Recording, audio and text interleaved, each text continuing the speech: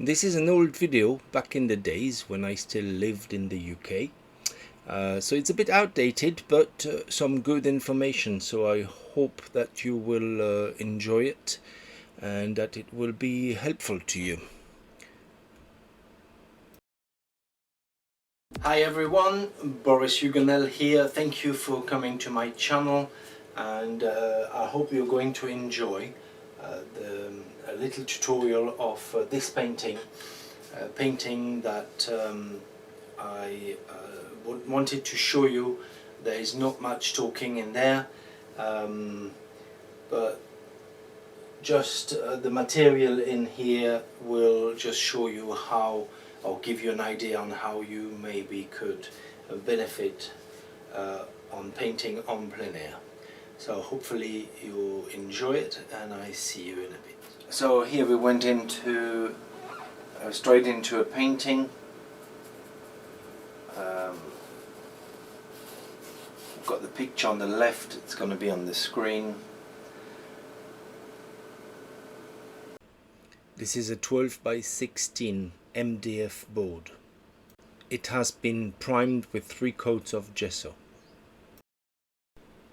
The first task of the painting will be to block in very lightly all the features of the subject, and it has to be very loose. You will see me wipe down very often, as I don't want any thick paint or texture to start with in this painting.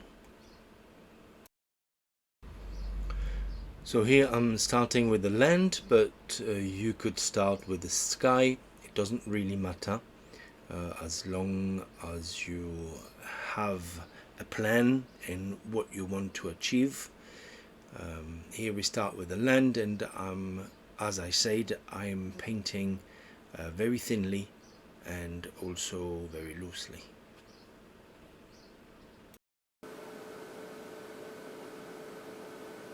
Actually, this will go further to the left.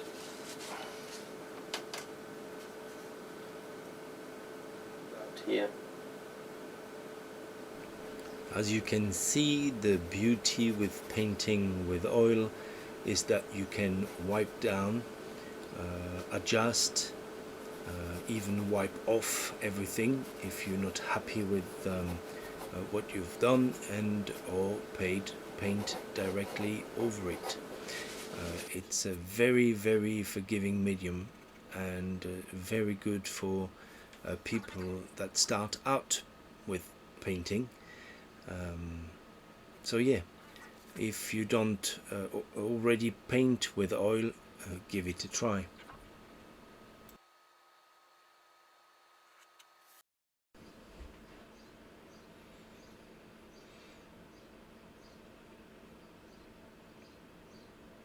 When you start off, you don't have to hit the right color to start with. You could paint it all in a brown, burnt sienna, as it is often the case, but you can choose whatever you like, as long as you do a proper drawing, because painting is no more than drawing, so you should see it that way. And not be afraid of putting something down and then move it around until you're happy with your subject and how it looks. Okay, so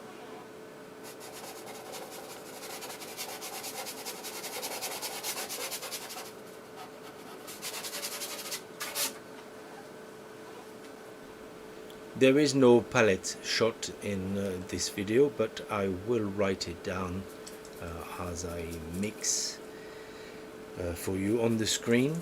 You will see it happening like now, mixing purple with alizarin and ultramarine. So I will notify you of the mixes I do. I often say that it's not really important, although I do it now more. I change my way on how I record my videos, and as you saw in the previous ones, I put the palette on one side of the starting, so you can see how I mix. However, it is not very important. The goal here is for you to exercise your mixing. Try to mix a right color comes with time and practice, and I think that even if I tell you what I'm using, you wouldn't necessarily find the same color. So it's really a work that you'll have to do, and it is quite a fast learning exercise,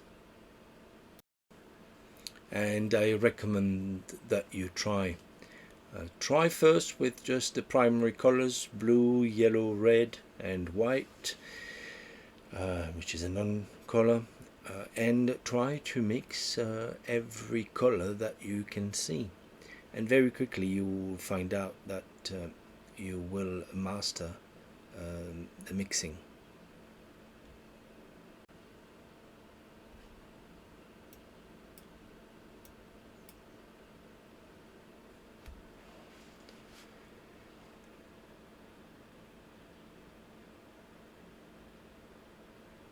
They are just up and down strokes, apart from the bank, who's horizontal, and on the right side will be horizontal as well.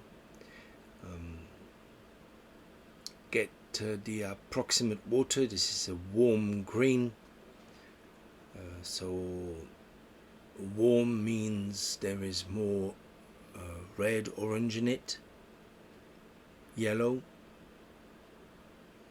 and cool will mean there is more purple or blue in it.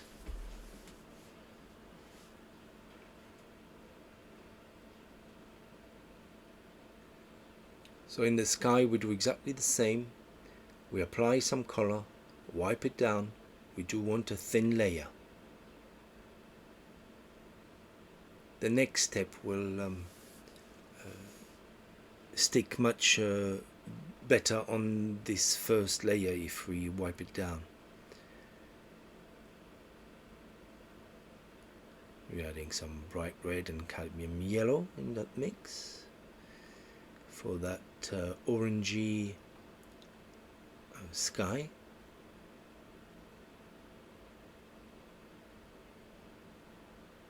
It is a sunset. The sun is hidden behind that dark cloud, making its way down.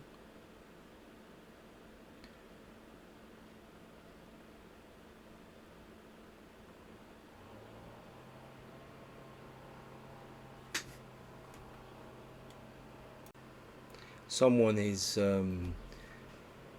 having a go at a chainsaw out there. I apologize in advance. There's some woodland just down there, so and it's hot and it's early morning, so they make the most of it, I suppose. They of course don't consider my recording. Some people are very selfish. I'm only kidding. But yeah, I apologize for that noise, because it will come through, unfortunately. Anyway, back to that painting. That you can see in the middle of the board there is some bluish clouds coming through. Really, if I have one advice to give you, is to, as we said already, paint loosely, but don't make a big deal of this painting. Just get the shapes down. That's really what I can say. Get the shapes down, paint thinly, put enough color on it to cover, but it has to be very thin. That's why I'm wiping down every so often. This first step doesn't use a lot of paint, and then on the second step you can layer it thicker, and this is what will make your subject, or whatever you want the viewer see, pop out.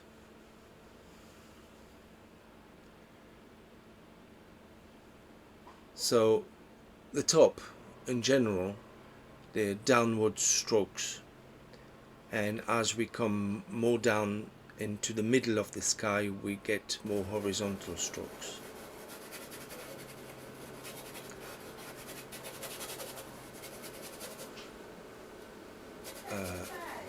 And then when we come back down to the land, we do the same. We start generally with horizontal strokes, and then as we come further down, there is some more vertical strokes.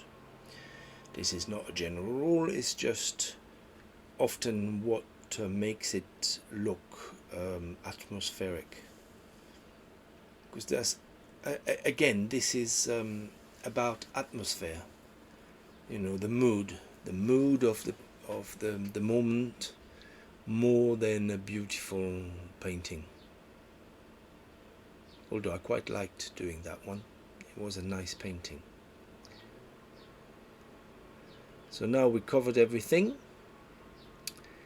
We are out actually in the sky. I mean, now we covered in the sky, we wiped it all down. Now we get some interesting and a bit thicker brush strokes. They just indicate what you want to show, like I do, and then work it in.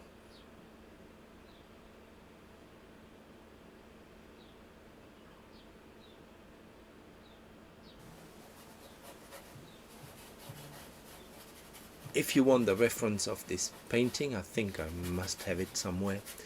I can send it to you if you leave me an email.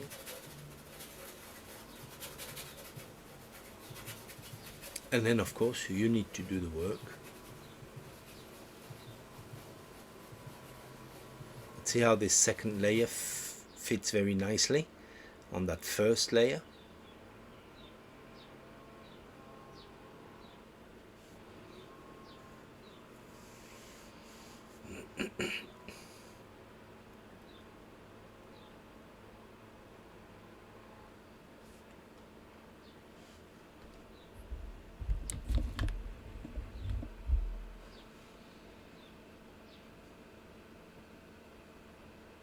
So as you mentioned at the beginning, this painting is from Ryan Ryder. I just really loved that painting, and I thought as I had the honor of painting with him, and also I bought all his videos and books and studied with Brian. This is really a type of paint that I really loved doing.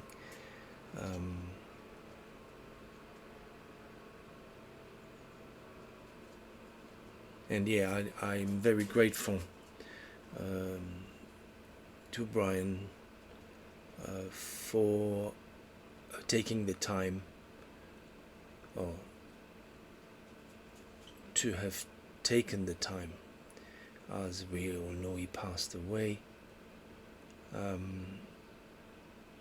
to teach us this method.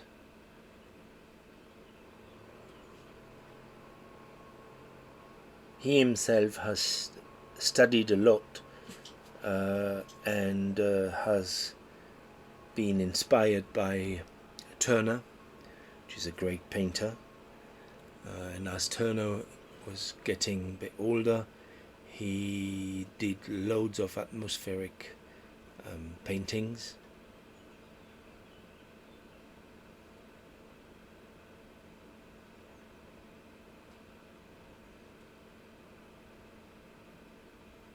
I think it's worth doing. Sometimes we want to tell too much when we paint something. Everything needs to be sharp, everything needs to be in detail. When really you want to loosen up and just make a point of the story you want to tell, and get just some bits sharp here and there.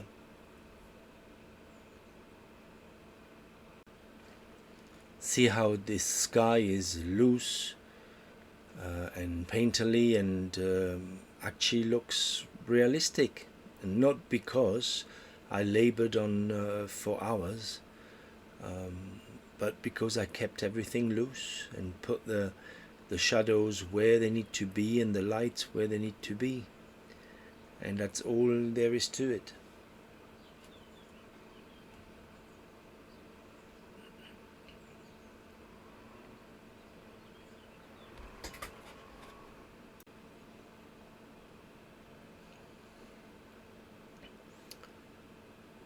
Now see on the land here to the right, we keep our strokes horizontal.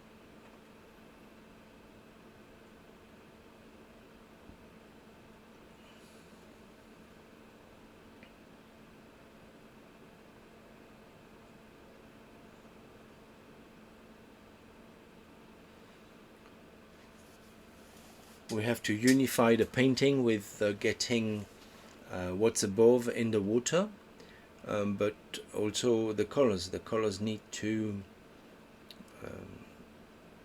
if you have, for instance, a purple above, purple down beneath will have to be there as well, and some even in the land. The land color is also in the sky, and so forth. So there's a harmony through the painting because of that. So those peachy colors that we see in the sky, they will be on the land as well. Those purples, those yellows, they will be on both sides. Those darks will be in the sky and in the land.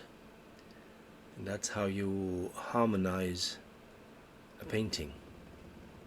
And therefore it is nice to look at.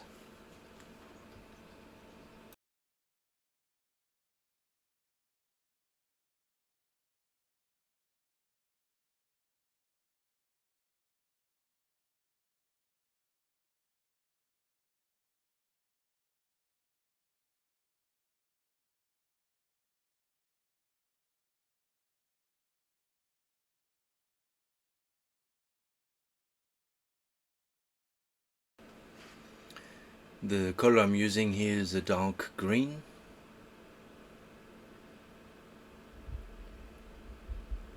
Those reeds are olive green and some dark notes. There I'm adding in this mixture there's yellow ochre and Naples yellow for the ground, for the land.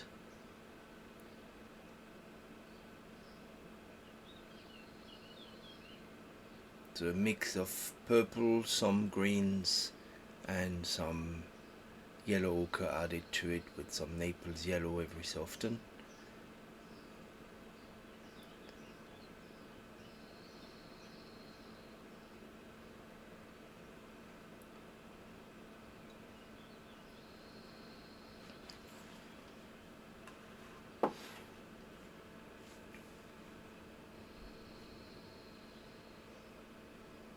And there is the picture nearly all blocked in. So ready for the second layer. So when I go over it, there's no paint coming off. It's been put on very thinly. And here, the same. So now we are going to put the second layer on and finalize the painting. So I'm going to start with the sky, and there we are. We start with a bit of white,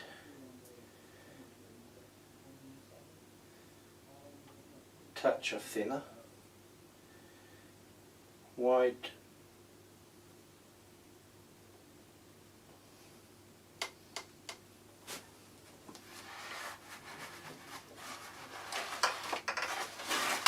French ultramarine.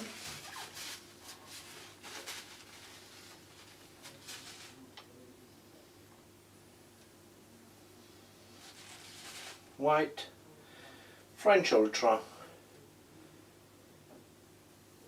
Normally I put some Naples yellow. On this occasion I'm putting a little bit of yellow ochre. Let's see if that is, yeah, that is roughly what we want. So now we just here and there, without going through the whole painting again, but here and there we're just thickening our painting now. We're keeping some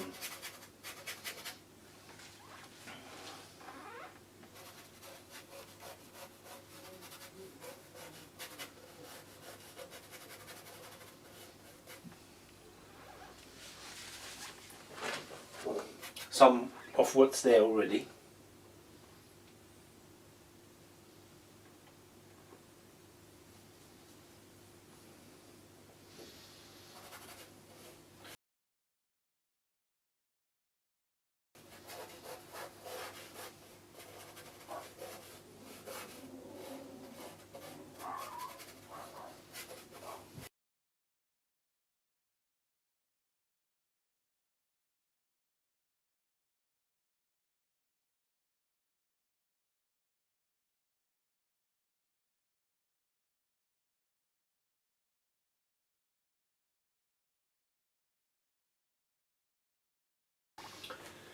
Leaving the undercoat shining through a bit.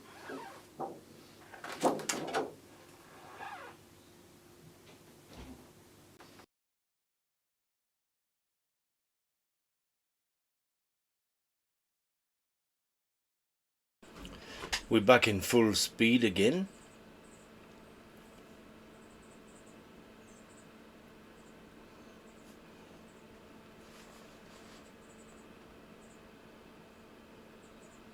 So that second layer, a little thicker, no thinner now, will give that sky dimension.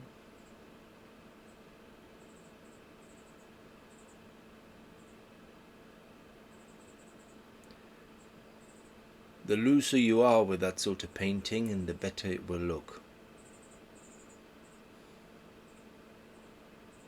Always keep in mind that you can fix everything with oil paint. You cannot make any mistakes.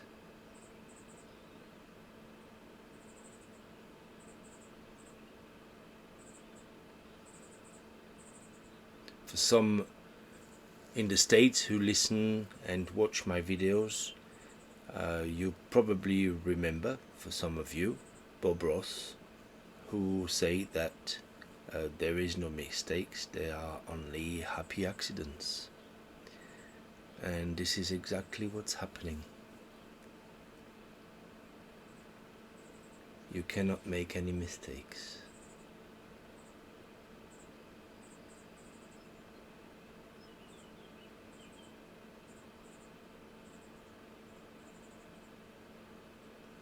Now we keep layering and darkening or adding highlights. Don't be afraid to put some very dark darks in there.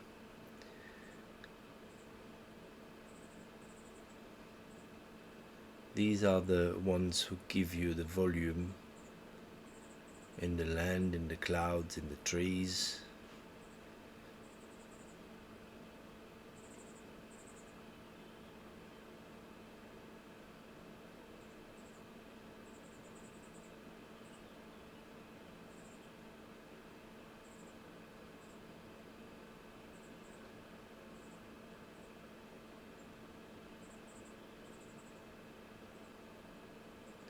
Less details in the lower clouds as they further back.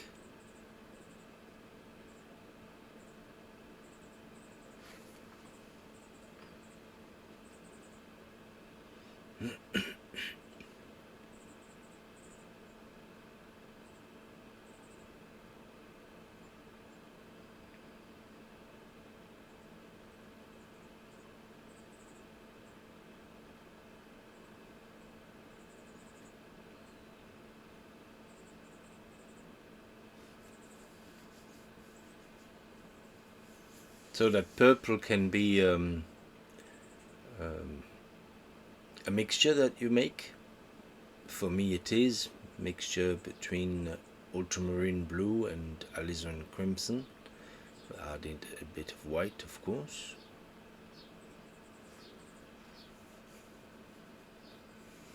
But you also could use dioxazine purple, which is a nice purple to have on the palette when you have loads of purples in your painting.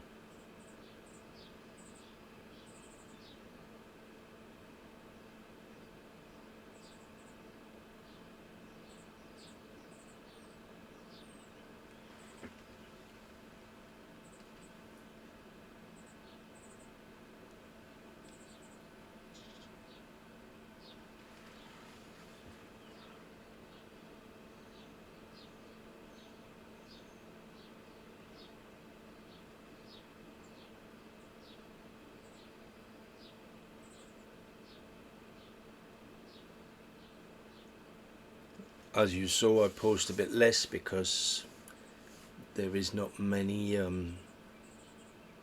viewers, many subscribers. We have passed 1,000 now, but still is quite low, meaning that I'll spend a lot of time and money, and not many people are taking the time to watching those videos. I mentioned a few months ago that if you don't leave me any comments or share, it won't be able to grow, because it's you who make that channel grow. It's nothing to do with me. I put some content on it, and well, you make it grow, so you're part of it, really, if you wanted to. In the future, if it takes, we are going to do live streams in that sort of paint, where you can comment, ask me some questions, but we're far from it, as you know, the views are not very big. I've got, yeah. So anyway, it doesn't matter. I carry on posting here and there, and we'll see.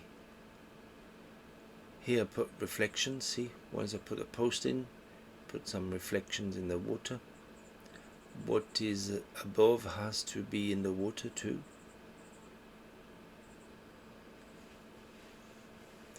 And you can see I use quite a dark there. It's not a black, it's a mixture between the red, blue and yellow.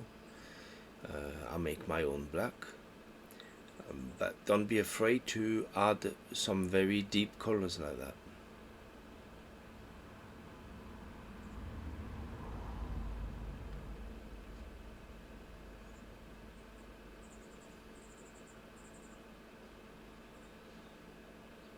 But it takes no time to make a paint. See, this paint, I labored about 2.5 hours on it in real time.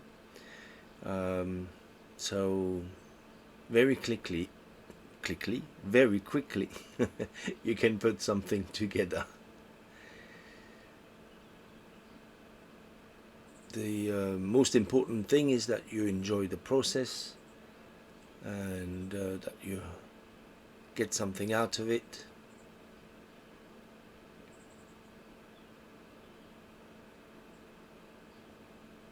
You never can please everyone. Everyone has his own style, likes, and some people will be attracted to that sort of painting, and some won't. But therefore you have to just paint what you want to paint. If you a landscaper, paint landscapes, seascapes, if you prefer that, portraits, still lives, whatever you like. And this is important, because if you like it, you will labor on it, you will make it as good as possible, and the viewer will see that through your painting. Don't paint what you think is selling, don't paint what you think other painters paint and live on, because we're all different, and you'll find someone who will like your paintings. So therefore, paint what you love to paint.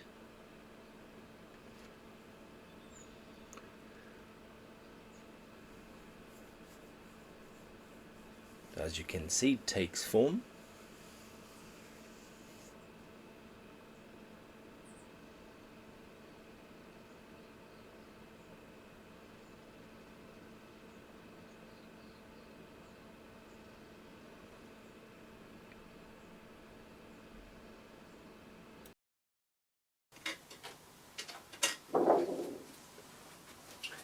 Okay, I said what I wanted to say, and that is in relation of the painting. Now we put a couple highlights here and there, very thick highlights. Maybe we've got a sailboat just around the corner there, and one coming up there, maybe, why not?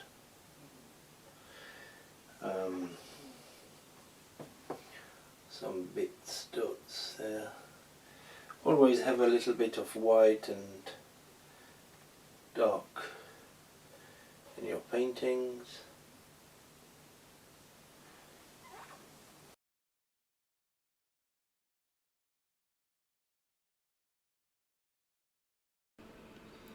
So see these final touches, it's what makes the paint, or the painting I should say. This is what brings it to life. It's like finishing with that light in the eye, who brings the portrait to life. But it's the same here, just those few little touches, dark and light, will really bring that painting to life now.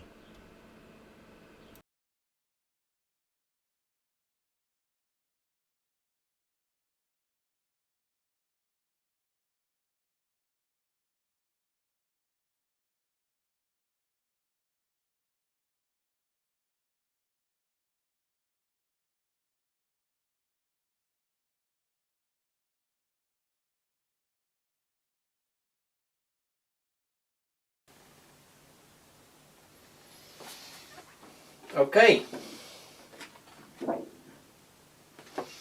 we're calling that one done. Just one thing I will do there is get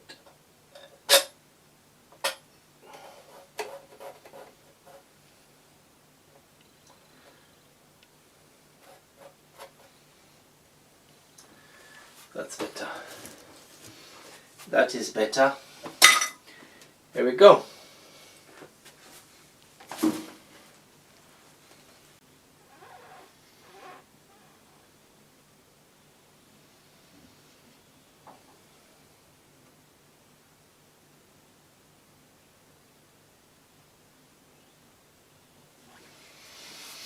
Okay, leave it there. That's it. So there we are, a quick painting taken from a picture, from a picture of a different painting. But this is the way I would go about en plein air, and I just wanted to share this with you, and I hope you enjoy this video. Get me some likes, share it if you like it. There is not much talking, but there is not much to say. Next time maybe I can talk about the colors I'm using along the video, but just something to enjoy, and maybe ideas for you to get to do your own painting en plein air. And but it's a good procedure. Basically, It's a wash, but a coloured one, and then we just build up with a little paint, but there's not loads and loads of paint on there. I put the paint very thinly on it, and this is the result that that we get.